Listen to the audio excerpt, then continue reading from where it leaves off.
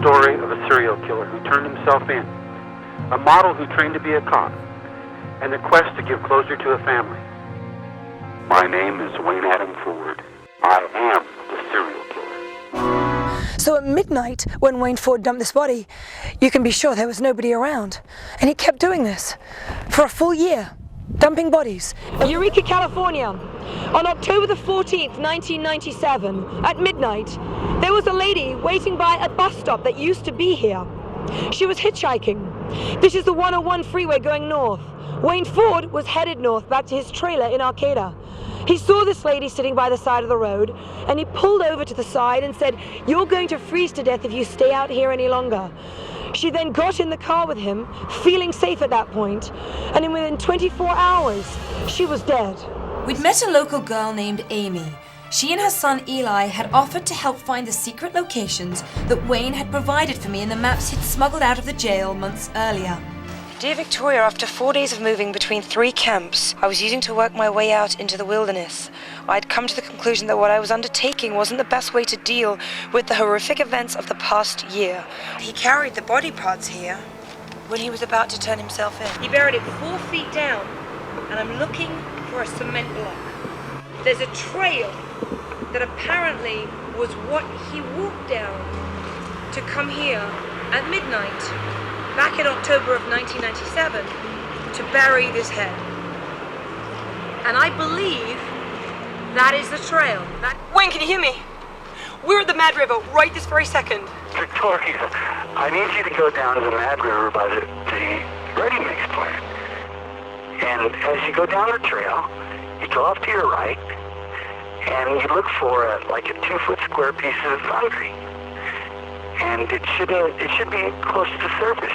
If not, you're not going to find it anyway. But if you find something, dig under it and see if you can find what you're looking for. If it's a head. He forced himself on me. I wasn't going to take another beating, but I did. I never forced her to do anything. I never hit the girl. None of that stuff. It's not even true.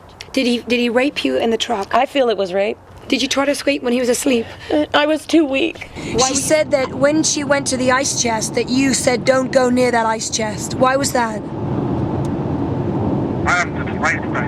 Well, because there was a breast in there, Wayne. At what point did you realize that he's going to probably kill you? Because when I realized that we weren't coming back to Humboldt County, that he was going to, he said our next stop is Vegas. I went, no, bullshit. I waited for him to get out of the truck.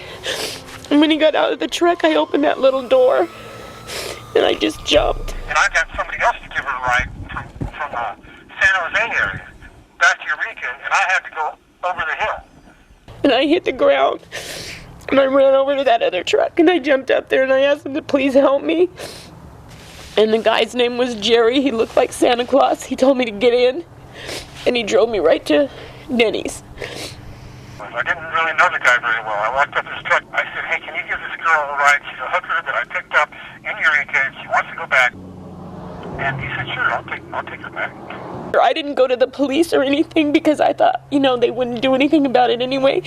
I read about him in the paper 2 days later and saw his picture in the paper. And that's how I knew it was him. Why do they choose prostitutes to be their victims? In just my own thinking, they see them as probably someone that has belittled motherhood and the marriage relationship, and possibly they are a little angry because of that.